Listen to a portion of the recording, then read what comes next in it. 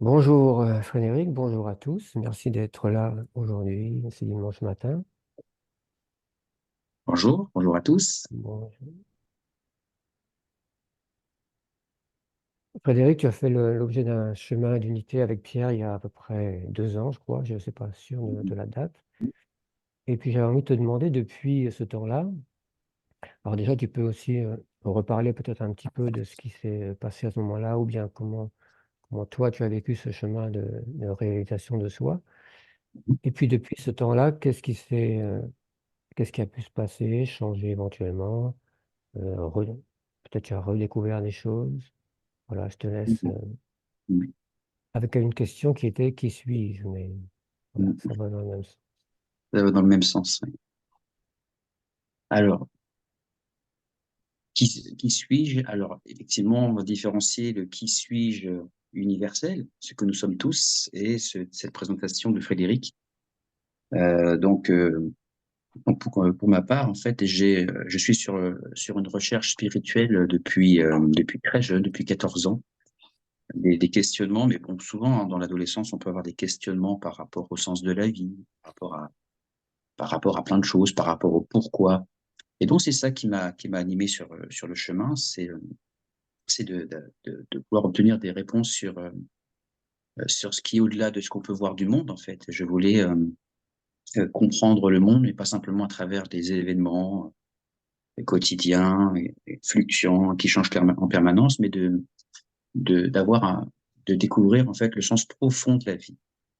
Et donc, c'est ce qui m'a amené sur un chemin spirituel. Alors, ce questionnement est arrivé beaucoup aussi à travers mes parents, hein. Mes parents étaient chrétiens, pratiquants, et il y avait déjà quelque part une prédisposition à ces questions de Dieu, etc. Et puis, avec malgré tout l'aspiration à être en lien, en relation profonde avec Dieu, et pas simplement d'y croire, en fait. La croyance en Dieu ne me suffisait pas, j'avais besoin d'entrer en connexion avec Dieu, alors peu importe le nom qu'on donne, hein, avec l'absolu, avec l'univers. Et ce besoin de connexion m'a amené à un chemin qu'on dirait, qu'on dirait mystique, en fait. Et ce chemin m'a conduit progressivement à, à découvrir la spiritualité non duelle. Donc, initialement, à travers les écrits d'Arnaud Desjardins, qui était le premier, enfin, en tout cas, c'est la première fois que j'ai entendu la notion d'éveil avec Arnaud Desjardins. Et donc, ce que partageait Arnaud Desjardins apportait des réponses, des clarifications par rapport aux questions que je pouvais avoir sur la vie. Ce qui m'a amené à approfondir cet enseignement d'Arnaud Desjardins et autres, en fait, hein. C'est pas limité à Arnaud Desjardins, mais en tout cas, c'était très, enfin, était extrêmement influençant, on va dire, sur mon chemin spirituel. Et donc, pendant plusieurs années, j'étais sur ce chemin qui était plus un chemin de d'acceptation, de réconciliation avec la vie, d'accepter ce qui est, avec en arrière-plan l'aspiration de voir le monde à travers les yeux de Dieu en acceptant ce qui est. C'est un petit peu ce qui m'animait, c'est accepter ce qui est, donc voir le monde au-delà de nos filtres mentaux, de nos filtres individuels, pour voir le monde tel qu'il est. Et ça, il apparaissait que ça nécessitait une forme de transformation intérieure, transformation du regard, pour être dans l'observation de ce qui est et non pas de ce que j'attends qu'il soit ou ce que je projette du monde. Donc, c'était un peu la démarche. Donc ça a duré quelques années. Et puis, en 2005, lors d'une crise existentielle, parce qu'en fait, malgré cette pratique-là, qui m'apportait beaucoup de paix et de sérénité, le fait d'accepter ce qui est, d'être en réconciliation avec ce qui est, apporte beaucoup de sérénité par rapport à ce qui arrive. Mais il restait malgré tout une forme de nostalgie qui n'était pas assouvie, une forme de besoin, de complétude, de plénitude qui n'était pas là. Donc il y avait un apaisement, mais il n'y avait pas l'absolu.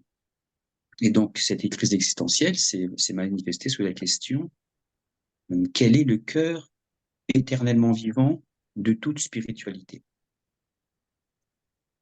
Cette crise existentielle venait d'un questionnement qui était que la spiritualité Ensuite, c'était un proche qui m'avait dit que la spiritualité était obsolète, qu'elle n'était plus en phase avec le monde moderne. Ça avait donc provoqué un profond malaise en moi. Et c'est à travers cette question, quel est le cœur éternellement vivant de la spiritualité, qu'une bascule s'est faite. En fait, il apparaissait que tout ce que j'avais pu apprendre, comprendre, retenir de la spiritualité ne m'était d'aucun secours pour répondre à cette question.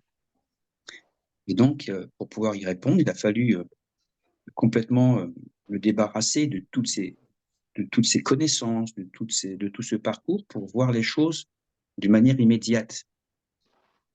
Et ce qui a été vu d'une manière immédiate, en fait, c'est ce que je suis véritablement, ce que nous sommes tous véritablement. C'est le sens profond du je suis. Non pas je suis Frédéric, mais euh, le, la définition, on va dire le sens originel du je suis avant même la pensée je suis Frédéric. Et il est apparu d'une manière absolument claire que l'absolu réside en ce je suis. En ce je suis qui est qui s'est révélé universel et qui s'est révélé impersonnel. Nous sommes tous ce je suis en amont de la pensée je suis quelqu'un. Avant même l'identification à un personnage, à une histoire et à des pensées, nous sommes tous ce je suis, avec la particularité que ce je suis, dans sa nature universelle, est un je suis divin. C'est le, on pourrait dire ça en ces termes, c'est le je suis de Dieu. Nous sommes le même je suis que Dieu. Non pas le Dieu qu'on peut imaginer, hein, le barbu, etc., le Dieu comment dire, tel qu'il est, tel qu'on peut l'imaginer à travers les religions, mais le je suis de l'être, en fait. Je suis de l'être. Et c'est ce qui s'est révélé donc en 2005. Après, sur la question, ce qui a pu se vivre après, parce qu'en 2005, c'est pas hier, eh bien, il y a une forme, Pardon, il chérie? y a une forme d'installation de ce je suis, Ah, je me suis trompée. Voilà. S'il vous plaît, merci de couper vos sons. Ah, C'est pas grave. Oui. Et donc, il y a une forme, comment dire, d'incarnation de ce je suis. Voilà, c'est le terme. Ce je suis, après, la vie se poursuit. Hein. C'est une illusion de dire qu'avec la réalisation, il y a que tout s'arrête. La vie se poursuit avec ses vicissitudes, avec ses douleurs, ses joies, ses déceptions. Et donc, il y a derrière ce je suis, la vie qui se poursuit, et il apparaît qu'au sein de ce je suis qui, alors ça c'est important de le préciser, ce je suis en fait, il est informel, il est vaste, il est spacieux, il est et en même temps il est radieux, il est lumineux. Et donc au sein de ce je suis, la vie continue à se poursuivre, le quotidien continue à se dérouler. Et au sein Est-ce de que ce je suis, on continue à assimiler des expériences. Mhm. Oui, Et dans ces expériences que tu continues de vivre, quelle est la différence? Puisqu'il y a il y a la prise de conscience, enfin, oui, je suis est là. Qu'est-ce qui change? ces expériences ne sont plus enfermantes. Tant qu'on s'identifie aux expériences, eh bien, tant qu'on croit à ces expériences comme étant nous, eh bien, nous sommes étriqués dans ces expériences. Comment cette identification apporte un sentiment de séparation, un sentiment d'enfermement qui n'existe plus après cette réalisation. Donc ces expériences sont vues comme des phénomènes qui se produisent au sein d'un espace, d'une spatialité. Et donc c'est extrêmement libérateur de voir que nous ne sommes pas formels, mais que nous sommes la spatialité au sein de laquelle les expériences se vivent et s'assimilent. Parce qu'en fait, au sein de ce je suis, ces expériences sont comment elles sont évolutives. Elles correspondent à un processus de vie, en fait. Donc, la vie continue à s'assimiler, les expériences continuent à s'assimiler, une maturation, une maturité continue à se faire au sein de ce vaste je suis qui, lui, est atemporel. est immuable. Donc ce je suis que nous sommes n'a jamais cessé d'être et ne cessera jamais d'être, parce que ce je suis est l'espace au sein duquel la vie se vit, en fait. Mais cette vie ne disparaît pas pour autant. Elle continue elle continue à se développer, à se déployer. Et avec cette expérience de vie, eh bien, il y a une maturation qui se fait, des prises de conscience qui se font aussi au sein de cet espace. Mhm. Oui, c'est ça, la maturation, c'est un mot que j'aimerais que tu précises un peu. La Qu'est-ce qui maturation, mature? c'est le processus qui amène à une maturité. La Oui, bien sûr. maturation d'une fleur, c'est la fleur qui éclot, en fait. Donc, Mm. au sein de cet espace qui, lui, ne peut éclore, puisqu'il n'est qu'espace, qu'il n'est que spatialité, au sein de cette spatialité, eh bien, continue à éclore des prises de conscience, des réalisations. Ce n'est pas la réalisation du soi, mais on continue à réaliser des choses, à prendre conscience de choses. À, ça peut être aussi des détachements qui se font, ça peut être des blessures qui se guérissent. Donc ça continue à se faire. Dans la philosophie bouddhiste, on appelle ça, en sanskrit, on appelle ça les vasanas. Donc il y a Mhm. au sein de cet espace, on va dire, une forme de nettoyage qui continue à se faire, des formes de guérison qui continuent à se faire, et ça fait partie de la vie, en fait. Et c'est en ce sens que je mets beaucoup en avant la notion de verticalité, donc ce qui est toujours là, ce qui est éternellement présent, et l'horizontalité, qui, elle, est le déploiement de la vie, les prises de conscience que l'on peut faire, les guérisons qui peuvent se faire et qui correspond à une temporalité.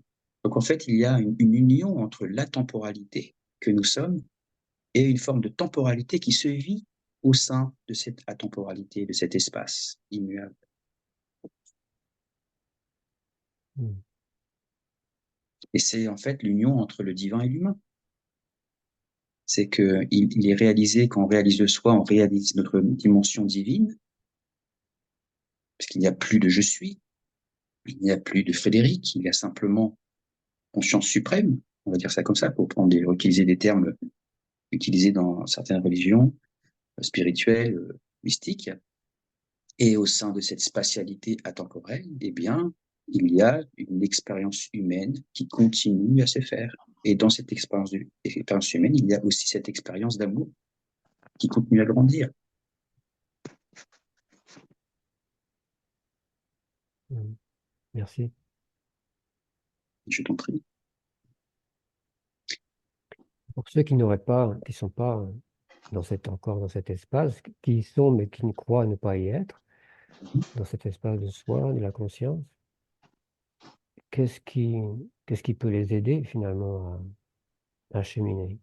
Il y a, il y a, il y a plusieurs, on va dire, clés qui peuvent permettre de revenir à cette spatialité, parce que cette spatialité, comme tu le précises très bien, c'est ce qui nous est le plus familier, en fait. On a perdu ce qui nous est le plus familier, ce qui nous est le plus immédiat, ce qui nous est le plus évident.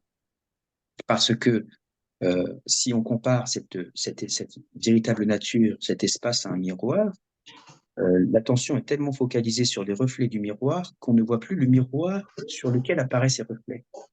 Les reflets changent, les reflets ont une forme, les reflets passent, les reflets sont évanescents. En revanche, le miroir sur lequel apparaissent ces reflets, lui, est immuable et atemporel. Il est éternel.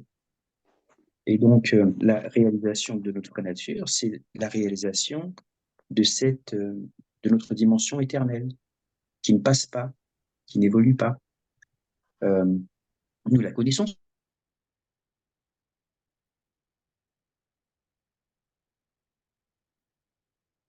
Un instant, Frédéric. Un instant, j'ai désactivé tous les sons.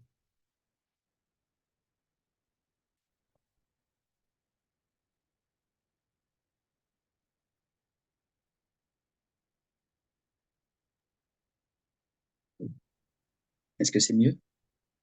Oui, ça y est, c'est bon. Désolé, parce que je vois qu'il y a des choses, il y a des fenêtres qui apparaissent de chez quelqu'un et je voulais essayer de régler ça, mais visiblement, ça ne fonctionne pas. Donc, vas-y, continue. Je ne sais pas où ça s'est interrompu. Alors, je disais que cette dimension éternelle que nous sommes, nous la connaissons tous parce que nous utilisons l'expression ici et maintenant. Même lorsque nous utilisons la notion de maintenant, nous évoquons cette atemporalité. L'ici et maintenant, c'est ce que nous sommes véritablement. Ce n'est pas le lieu où nous sommes, c'est ce que nous sommes. Nous sommes l'ici et maintenant. Le monde apparaît au sein de cet ici et de ce maintenant que nous sommes. Donc, de réaliser que cet ici et maintenant, qui est atemporel, l'ici et maintenant est impersonnel, et de réaliser que cet ici et maintenant au sein duquel la vie se vit, c'est nous. Il n'y a pas de séparation entre ce que je suis et l'ici et maintenant. L'ici et maintenant est plus vrai que Frédéric, Jean-Pierre, Claire, Corinne, Mélanie. Nous sommes avant tout, avant d'être cette histoire, ce personnage, nous sommes l'ici et maintenant, dans toute sa vastitude. Ça a beau avoir été dit maintes et maintes fois, c'est clair en tout cas pour moi ici, il y a une tentative de comprendre et en fait, ça se comprend pas. Enfin, ça comprend pas. Ça se comprend pas, mais ça se voit, ça se constate. Donc, en fait, l'invitation, c'est de constater quelle est la vraie nature de l'ici et maintenant. La question qui suis-je peut être remplacée par les questions qu'est-ce que l'ici et maintenant? Ça apporte la même réponse. Qu'est-ce que l'ici et maintenant? Observons. L'ici, ok. Alors, l'ici, ce n'est pas le lieu où je me situe. Parce que si l'ici était le lieu où je me situe, si je change de pièce, ce n'est plus ici. Et pourtant, en changeant de pièce, c'est toujours ici. Le lieu a changé, le paysage change, c'est toujours ici. Donc il y a une différenciation à faire entre le paysage qui m'apparaît et l'ici au sein duquel le paysage apparaît. C'est pareil pour le maintenant. Si le maintenant c'était cet instant précis, eh bien dans 2 minutes, c'est plus maintenant. Le maintenant, il n'est pas altéré par les instants. Les instants passent, maintenant demeure. Et l'ici et le maintenant sont le même espace. L'espace au sein duquel les instants, les moments, donc font et viennent. Et ce que je suis, cet ici et maintenant, n'est pas altéré par tout ça. Et on pourrait même dire les instants, ils n'existent pas vraiment, puisqu'il n'y a pas il n'y a jamais eu de commencement à un instant, puisque c'est tout de suite fini, il y a autre chose. Il n'y a même pas de commencement ni de fin à un instant, en fait. Eh bien, en fait, si on observe bien, les instants, c'est comme un flux permanent. Donc, c'est une évanescence permanente. Donc, les instants, ils existent dans le sens où on peut les percevoir, mais ce qu'on perçoit, c'est une évanescence permanente. En revanche, cette évanescence permanente apparaît au sein d'un immuable ici et maintenant, qui est nous-mêmes.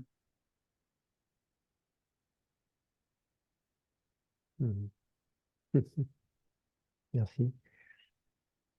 J'avais une deuxième question qui était est-ce que tu y as répondu? Je ne sais pas. C'est sur la destinée. Est-ce que pour toi, il y a une destinée? Il y a en tout cas quelque chose qui se déroule, parce que chacun a une vie et c'est pas celle d'un autre. Donc, il y a bien une individualité qui se déroule. Est-ce que tout ça, c'était, à ton avis, prévu? Est-ce qu'il y a une marge de liberté dans cette destinée ou ce destin? Quelle est ton expérience par rapport à ça? Alors, Merci, Anne. je vais revenir sur ce que tu viens de dire en disant que nous avons tous, chacun a une individualité. Et donc ça, c'est important d'approfondir ça. C'est qu'en fait, cette individualité, elle est faite de quoi finalement? Elle est faite de pensées, de souvenirs, d'impulsions, d'aspirations. Et donc, c'est un ensemble de phénomènes qui apparaissent qui sont dans ce même flux de vie que je parlais tout à l'heure, de ce flux du monde. Donc, c'est un ensemble de manifestations qui apparaissent au sein de ce vaste ici et maintenant. Donc, lorsqu'on parle de la question de la destinée, on ne peut pas évoquer la notion du libre arbitre. Si on observe les choses à partir de cet ici et maintenant, eh bien, cet ici et maintenant, comment dire, nous n'avons pas le choix que de cet ici et maintenant n'est pas l'objet d'un choix. C'est ce qu'on appelle la grâce. Cet ici et maintenant ne repose que sur lui-même. C'est ce que dit Ramana en disant le soi brûle de son propre feu. Ou ce que dit Mananda Mahi en disant je suis moi-même reposant en moi-même. C'est qu'il y a cet ici et maintenant ne dépend absolument pas d'une volonté individuelle. Il est là. En ce sens-là, il n'y a pas de choix par rapport à cet ici et maintenant. Et ce qui se vit au sein de cet ici et maintenant, ce sont des expériences qui apparaissent et des aspirations qui vont répondre à ces expériences. Et ce qu'on peut constater, c'est que avec l'assimilation de ces expériences, les orientations, les aspirations vont évoluer. Lorsque l'on a assimilé une expérience particulière qui nous a apporté en retour, par causalité, comment dire, c'est un certain retour, l'assimilation de cette expérience fait que dans la même situation, eh bien, l'aspiration ira ailleurs. Il y aura une assimilation de ce qui a eu besoin d'être vécu face à une expérience qui fait que cette expérience, une fois assimilée, va apporter un changement d'orientation et d'aspiration naturelle. C'est comme ça qu'on peut voir les choses, à savoir que, comme je le disais tout à l'heure, au sein de cet espace, eh bien, il y a la vie qui se déploie et une assimilation de la vie qui se fait. Alors, ce que certains courants spirituels appellent la sagesse, en fait. Gagner en sagesse, c'est quoi? Et même s'il n'y a pas de sage, puisqu'il n'y a personne, mais cette maturité que l'on acquiert se fait à travers ces expériences qu'on assimile et que ces expériences nous amènent à de plus en plus de détachement par rapport aux situations, de plus en plus de lucidité par rapport aux situations. Donc, il y a bien une forme de transformation qui se fait au sein de cet espace qui, lui, est immuable. Et ça, c'est l'expérience humaine. Mmh. Donc après, pour la question de la destinée, alors ici, la question ne se pose plus. Elle a perdu son sens, dans la mesure où il y a, avec cette réalisation, une forme d'abandon total à la vie. Il y a un abandon total à cet espace. De toute façon, on n'y est pas séparé. Donc, quelque part, même la notion d'abandon finit par disparaître, parce que pour qu'il y ait un abandon à, il faut qu'il y ait celui qui s'abandonne et ce à quoi on s'abandonne. Il n'y a plus ça. Il y a simplement ce qui est. Et une foi en la vie qui est absolue. Une foi absolue en la vie, en voyant finalement que tout répond à un ordre divin. Et donc, même si parfois les expériences s'avèrent douloureuses, difficiles, il y a en arrière-plan une sérénité indéfectible, en disant ce que je vis jamais ne pourra, comment dire, me retirer, on va dire ça sous Affect. ces termes-là, ne pourra jamais me retirer cet espace, cette spatialité que je suis en fait. Et au sein de cette spatialité, eh bien, il y a ce processus, on va dire, infaillible de vie et d'assimilation qui se fait au sein de cet espace. Donc, cette question-là, en fait, on pourrait y répondre avec de manière différente selon les plans, en fait. On peut y répondre sur le plan de l'absolu, on pourrait aussi y répondre sur le plan du relatif. Et en fait, dans la réalisation, on se rend compte que tout peut être vu tellement de manières différentes, en fait. Donc, de répondre d'une manière unilatérale à cette question-là, c'est passer à côté je dirais quelque part, de la véritable réponse, de la complétude de la réponse. À savoir, dans l'absolu, eh bien, il n'y a pas de libre arbitre. Et dans le relatif, l'assimilation des expériences, quelque part, on peut voir que c'est des aspirations à aller dans une direction ou dans l'autre, eh bien, laisse entendre, comment dire, une forme de choix qui se fait. C'est ce que dit Mananda Mahdi lorsqu'elle dit « Comment voulez-vous que le jeu divin se fasse s'il n'y avait pas le sentiment de séparation ?» Donc même ce sentiment de séparation a sa place. Même ces sentiments de séparation a sa place. Même ce processus de recherche de notre vraie nature a sa place. Tout est à sa place, en fait. Donc même le fait de croire avoir un choix a sa place. Donc finalement, tout est juste.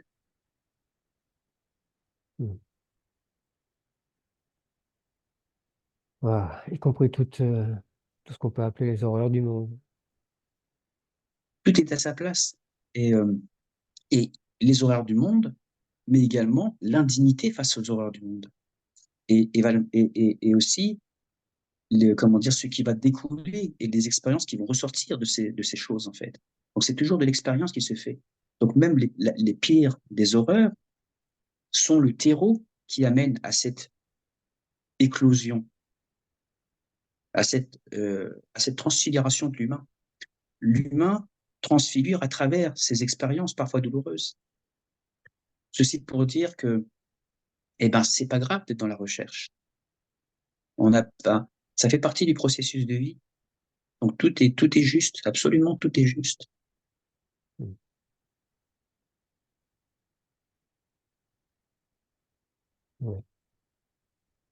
Ok, merci Frédéric. Je Et t'en prie. on peut passer maintenant à vos questions, vos témoignages, vos interrogations, vos petits ou vos gros soucis, ce qui, ce qui apparaît avec. Merci Frédéric pour avoir fait le tour de cette question d'une manière à la fois Parce que globale et simple. ouais, lorsqu'on essaie d'être complet sur ce genre de questions, ça peut devenir compliqué et le Ouais, mental essaie d'en faire quelque chose. Donc c'est toujours un peu délicat de répondre à ça sans tout de suite que le mental s'emballe et qu'il essaie de saisir, alors qu'il n'y a pas à saisir en fait, simplement à observer. ouais. Oui, puis d'ailleurs, le mental finit par se taire parce qu'il y a une complexité pour lui et finalement, ça s'arrête. Oui, Voilà. Ouais. et même si dans l'absolu, encore une fois, même ça fait partie du processus, que ce processus du mental. Ça fait aussi partie en fait, il ne faut pas considérer le mental comme un ennemi. Le mental, c'est un fonctionnement, en fait. C'est pas, il ne faut pas haïr ou rejeter le mental, mais observer comment il fonctionne, observer que sa nature, en fait. Observer, c'est dans l'observation que le mental se révèle sous son vrai jour, et on se rend compte que le mental a sa place également. Il est au service aussi. Mais absolument. Alors, comme d'ailleurs le dit certaines philosophies, justement, le mental est un très bon serviteur, est un mauvais maître. Mm. Mm.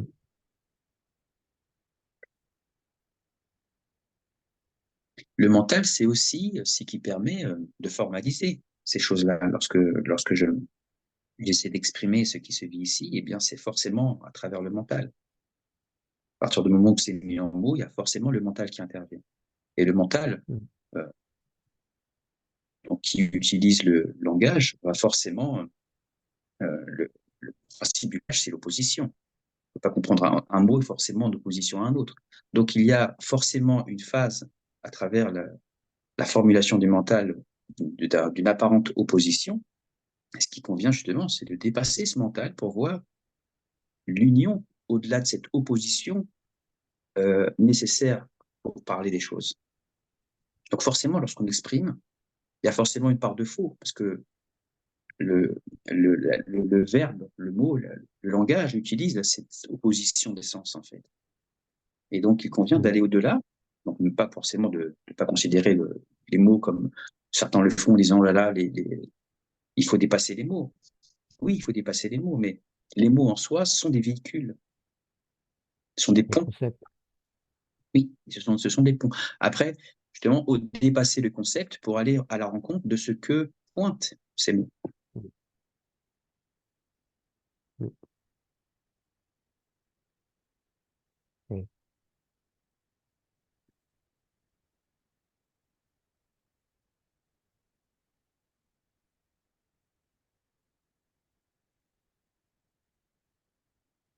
Est-ce qu'il y a des questions? Mm.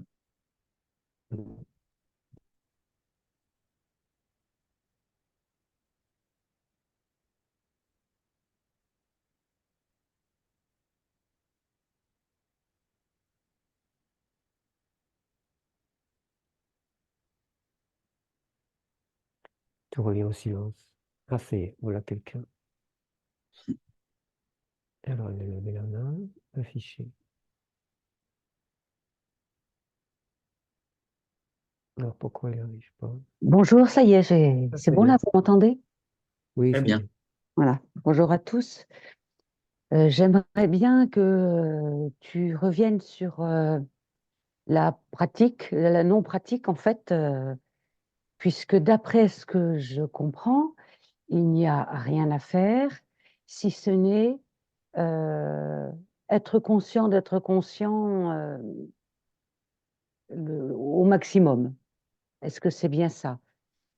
Parce qu'en fait, il y a des gens qui s'éveillent, si on garde ce mot, d'un coup, c'est très rapide, lors d'une opération ou d'un choc psychologique. Mais apparemment, pour la plupart des gens, c'est plutôt comme un goutte à goutte qui viendrait de plus en plus infuser. Et ces gouttes arriveraient par, par une sorte d'attention au fait d'être conscient. C'est simplement revenir à être conscient d'être conscient au fur et à mesure dans la journée. Parce qu'en fait, la méditation, c'est toujours pareil. Qui médite? C'est pas facile de méditer sans méditant. Moi, j'ai jamais compris comment on faisait. Mais par contre, être conscient d'être conscient, je comprends ce à quoi ça me ramène. Donc voilà. C'est quoi pour toi la pratique sans pratique? Comment tu vois la chose? Merci. Je t'en prie. Ce que je pourrais répondre, alors, la réponse, elle s'adressera, elle n'est pas universelle. Elle s'adresse à euh, une personne, on va dire ça comme ça, qui aspire à réaliser sa vraie nature. Alors, ce qui peut être intéressant, avant tout, c'est de se poser la question, qu'est-ce que je veux véritablement? Et ça, c'est une question fondamentale. Pourquoi je veux atteindre l'éveil? Ça, c'est une question fondamentale. Parce que si cette aspiration à atteindre l'éveil, finalement, est plutôt une aspiration euh, comment dire, une forme de contournement, de ne pas aller vivre ce qu'il y a à vivre, ce qui est parfois le cas. En chemin spirituel, on va chercher un état particulier qui nous amènerait à ne plus vivre ce qu'on a expérimenté. Eh bien, je dirais que ça fausse un petit peu les cartes. Pourquoi? En gros, c'est à travers ma quête de l'éveil, est-ce que je ne fuis pas quelque chose que je ne veux pas vivre? Et donc là, il y a une forme de, comment dire, de rupture qui se fait entre ce que je suis et l'expérience qui se fait. Comme je disais, nous sommes l'espace au sein duquel euh, la vie se vit, et parfois on voudrait simplement être dans l'espace et rejeter complètement la vie dans toutes ses dimensions, les douleurs, les angoisses, les blessures, les traumatismes. Et donc, la question qu'il convient de se poser avant tout, c'est à quoi j'aspire véritablement? Et ça, c'est quelque chose qui peut être très éclairant, c'est à quoi j'aspire véritablement.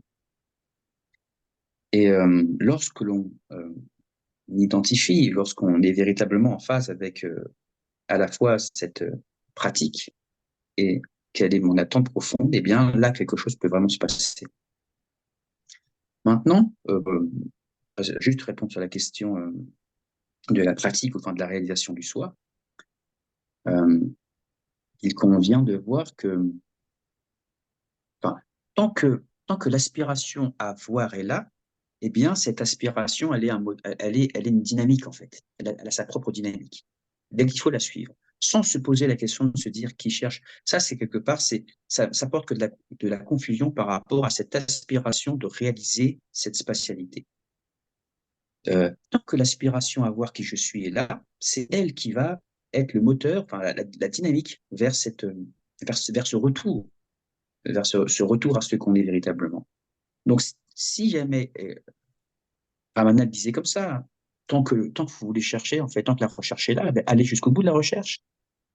Et donc, ce sont des étapes, en fait. Si la recherche, elle est là, eh ben, vivons cette recherche pleinement. Plutôt que de se dire, et ça peut devenir un écueil, plutôt que de se dire, eh bien, euh, oui, mais il n'y a personne qui cherche, oui, mais, plein de oui, mais, en fait. Non, la recherche, elle est là, allons jusqu'au bout de la recherche. Et l'orientation que je peux donner par rapport à ça, c'est ça. C'est qu'est-ce qui, ici, enfin, vit ce qui se vit? Qu'est-ce qui, ici, vit cette recherche? Ou on pourrait dire autrement, qui cherche? C'est ce que disait Ramana. Qui cherche? Qui aspire à cette recherche? Et en fait, ce qui, quel que soit euh, ce qu'on met derrière qui cherche, qui pense, qui ci, qui ça, c'est toujours le même qui.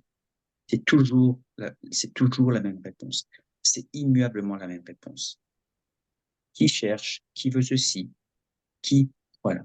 C'est toujours la même réponse. Et il arrive à un moment où, d'une manière évidente, parce que c'est évident, que cette évidence se révèle comme, ben oui, mais c'est toujours, c'est toujours ce moi intemporel, atemporel, qui cherche, qui ci, qui ça. C'est toujours le même. C'est toujours ce même moi. Ce même, en fait, est l'espace au sein duquel toutes ces expériences se font, toutes ces recherches, toute cette recherche se fait. C'est toujours ce même espace. Le vrai sens du je suis, en fait. Alors, ce dont je parle, c'est, ce n'est pas une expérience particulière. En fait, ce que je suis n'apparaît pas comme une expérience particulière, mais comme ce qui vit toute expérience.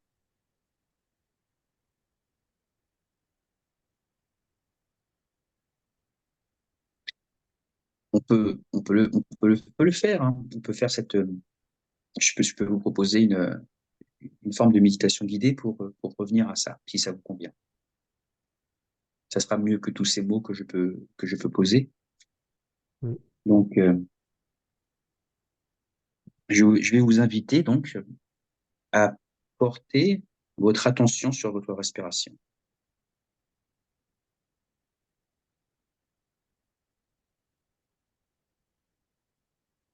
Je vous invite juste à observer le mouvement respiratoire.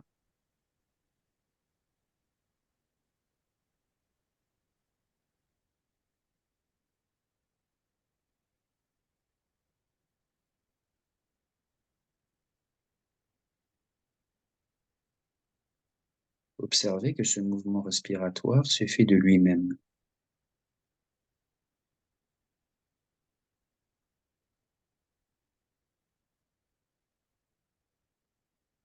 Une inspiration, une expiration,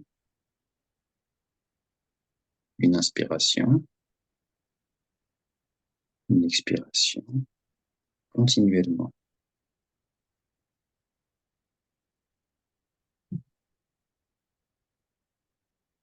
La respiration se fait au sein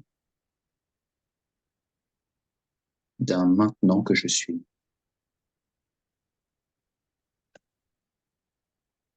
Soyez simplement dans le maintenant de cette respiration.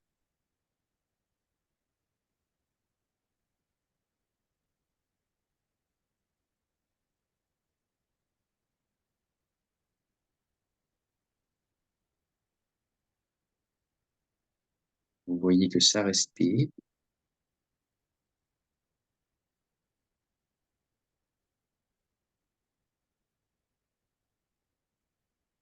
Et vous voyez qu'il y a besoin de personne pour que ça respire.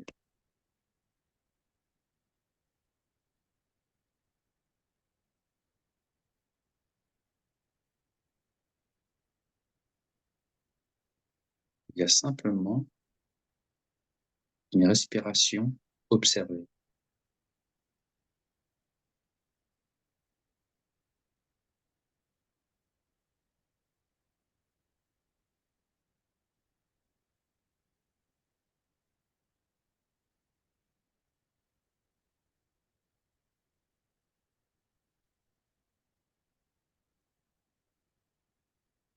Et ceux-là qui observent la respiration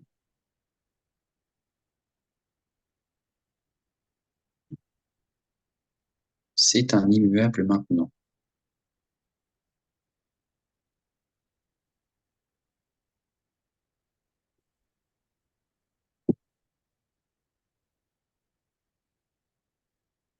La respiration va et vient au sein d'un immuable maintenant.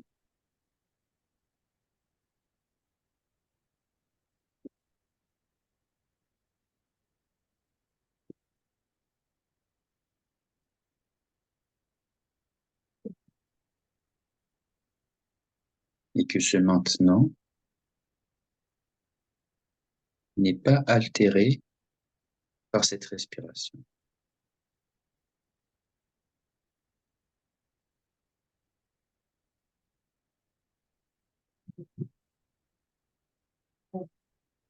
Et tout se vit toujours au sein de ce maintenant.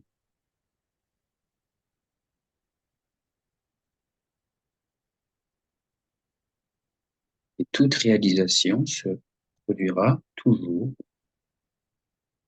au sein de ce maintenant.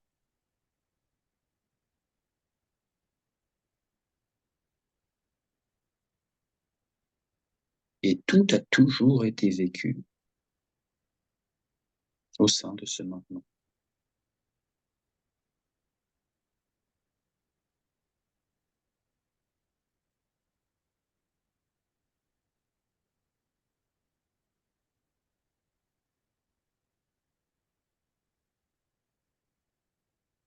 Et donc à la question qui, la seule réponse éternelle, immuable, c'est ce maintenant.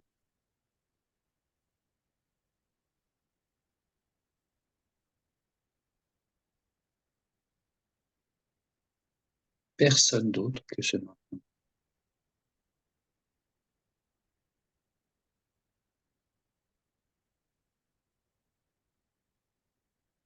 Au-delà de toute pratique ou de non-pratique, au-delà de toute recherche ou de non-recherche,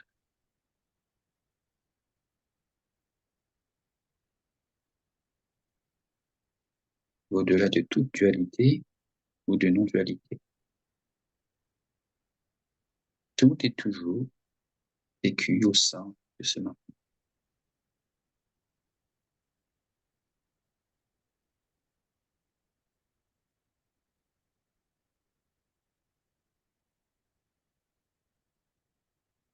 Tout concept, toute explication, tout mot apparaît au sein du silence de ce maintenant.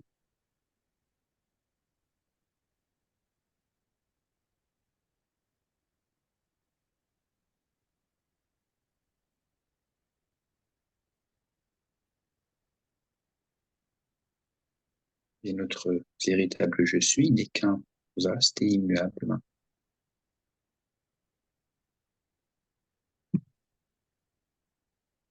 Un vaste et immuable ici.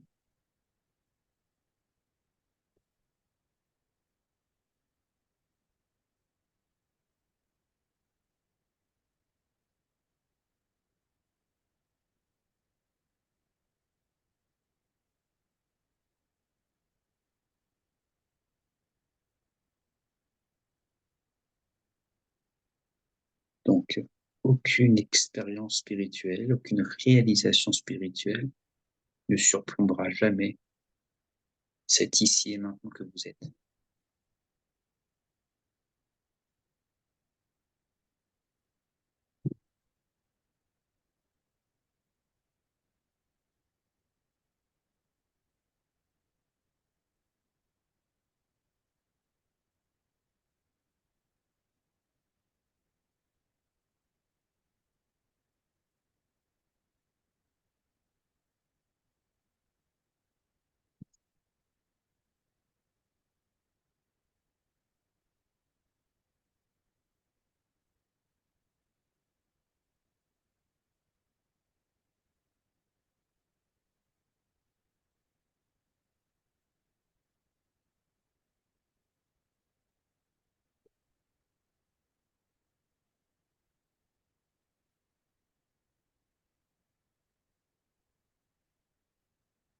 Donc là, vous pouvez constater que finalement, ce que vous cherchez est au-delà de la recherche elle-même, puisque c'est vous.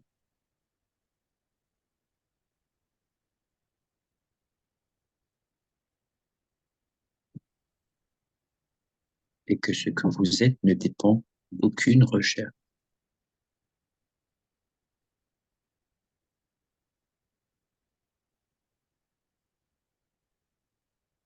Et que la recherche elle-même est vécue au sein de ce que vous êtes.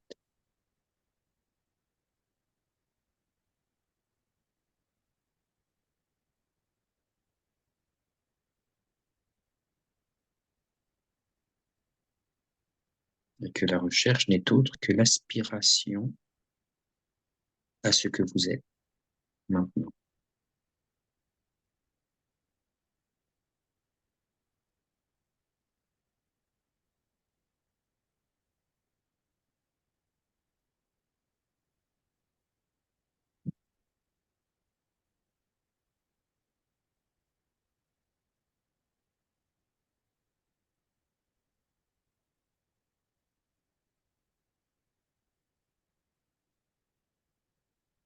Tout s'est toujours passé, tout se passe toujours et tout se passera toujours au sein de ce maintenant que vous êtes.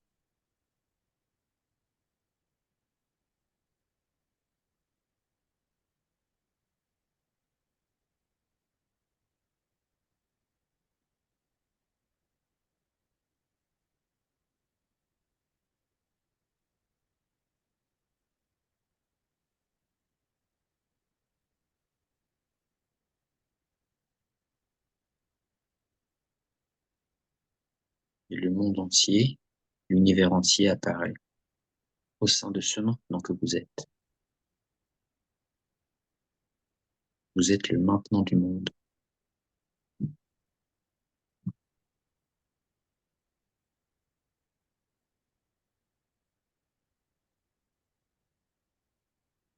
Vous êtes l'ici et maintenant du monde.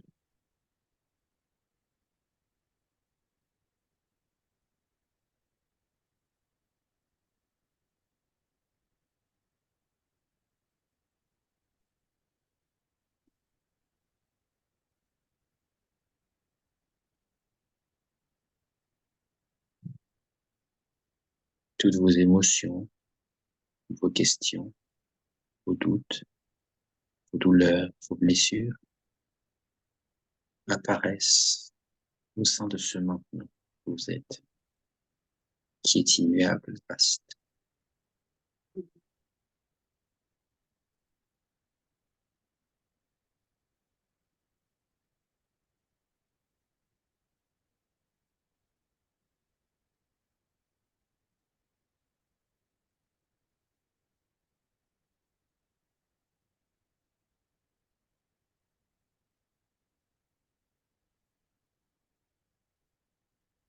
Il n'y a rien à faire pour être maintenant, puisque vous l'êtes déjà, dépendamment de ce que vous faites ou pas.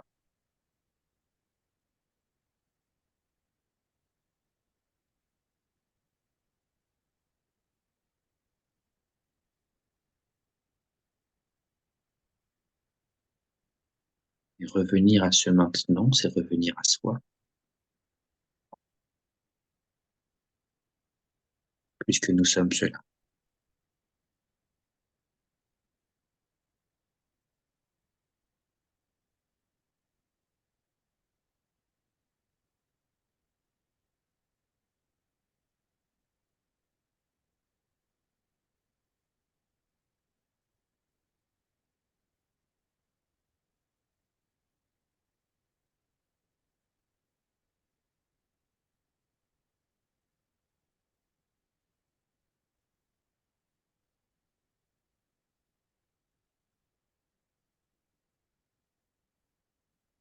Nous sommes la spatialité du maintenant.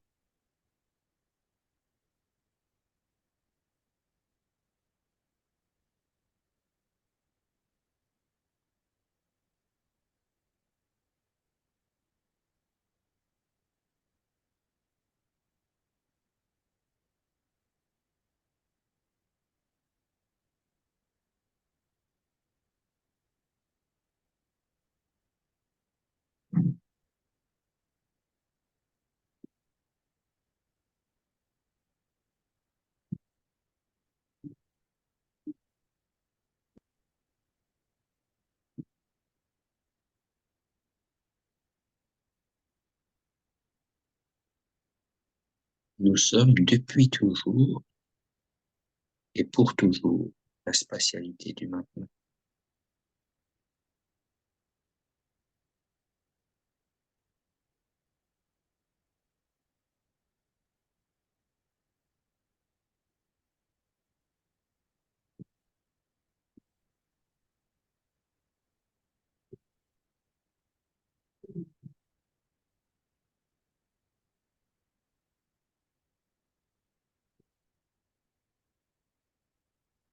Et rien de ce que nous pouvons devenir ne changera le fait que nous sommes ce maintenant,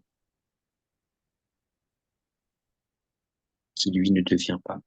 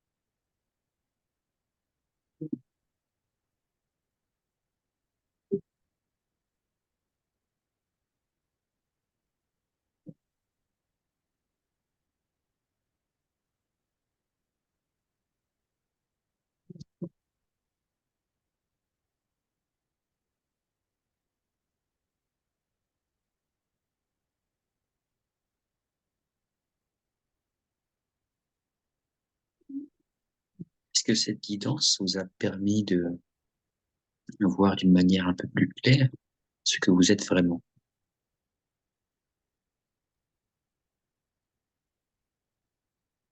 Bon,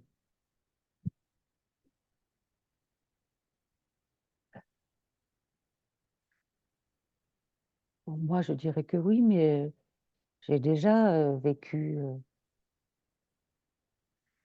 ces moments où tout semble clair et puis ça part. Eh bien, c'est ce qui donne le sentiment que ça parte, ce qui donne le sentiment de va-et-vient, c'est lorsque l'on associe euh, le maintenant, ou ce moment de méditation, avec le calme que cela procure. Ce qui fait que lorsque le calme part, on a le sentiment que ce maintenant part. Alors que, disons que nous sommes l'ici et maintenant, nous sommes l'ici et maintenant de tout ce que nous vivons, y compris les moments d'angoisse, les moments de peine, les moments d'énervement. Nous sommes le maintenant de tout ça.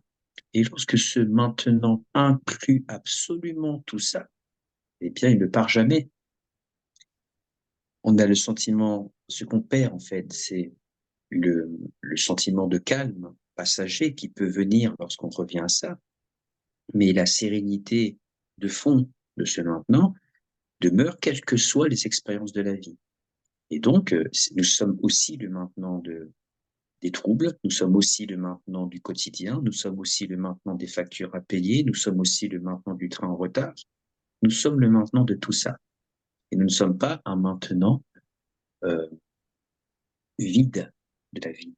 Nous sommes l'espace où la vie se vit. Et de voir que je suis le maintenant de tout ça, comme je viens de le lire là, ce maintenant n'est jamais impacté par ce que je vis. Et donc, c'est en ce sens que, comme je le disais, comme je le témoignais au début, à travers l'acceptation de ce qui est, c'est en ce sens que qu'il y a cette acceptation fluide à ce qui est, que finalement, ce qui est ou ce qui se produit ne devient plus un obstacle au fait que nous soyons ce maintenant. Et donc, il n'y a plus d'aller-retour, puisque pour reprendre une image, on va reprendre l'image du miroir. Réaliser le soi, pour reprendre l'expression sanskrit, réaliser ce que nous sommes, notre vraie nature, c'est réaliser le miroir sur lequel apparaissent les événements, quels que soient les événements. Calme, troublé. Et lorsque ce qui arrive parfois lorsqu'il y a des expériences d'éveil où on associe le miroir avec l'absence de reflet, parce qu'il y a peut-être un moment de calme qui amène à percevoir d'une manière plus évidente ce miroir. Lorsque les reflets réapparaissent sur le miroir, on a le sentiment que le miroir a disparu, parce qu'on a identifié le miroir avec ce qu'il contient, avec le calme qu'il contient. Alors que lorsque le miroir est vu comme le support immuable des événements, eh bien, quels que soient les événements, ce maintenant demeure. Le fait que les événements arrivent n'est pas la fin de ce maintenant, parce que ces événements ont besoin de ce maintenant que nous sommes pour apparaître. Et donc, de ne pas s'attacher au moment de calme, ne pas s'attacher au moment de profonde tranquillité, de ne pas s'y attacher parce que la vie, elle est faite de mouvements, calme, non calme, joie, peine. C'est ça la vie en fait. Et donc lorsqu'on épouse pleinement ce mouvement de la vie, eh bien on peut clairement, ce maintenant-là n'est jamais altéré par ça. Donc c'est en ce sens que c'est un maintenant inclusif. C'est pas un maintenant qui apparaît comme un éclairci quand les miroirs s'écartent, mais ce maintenant est l'espace au sein duquel les nuages, pardon, l'espace au sein duquel les nuages apparaissent. Notre nature céleste, c'est pas un bleu immaculé. Notre nature céleste, c'est un ciel au sein duquel apparaissent des fois des nuages orageux, de la pluie. Ça fait partie du mouvement de la vie au sein de cet espace que nous sommes. Donc, il s'agit de ne pas s'attacher au ciel immaculé.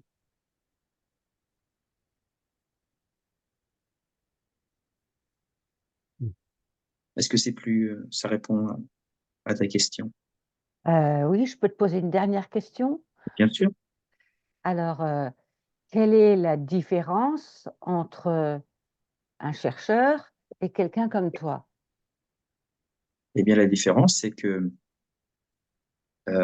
voyant que nous sommes réalisant que je suis le maintenant de tout ça, donc de sa nature informelle, eh bien, les événements ne m'enferment pas. Ils sont vécus, ils sont parfois difficiles, ils peuvent être parfois douloureux. Après, la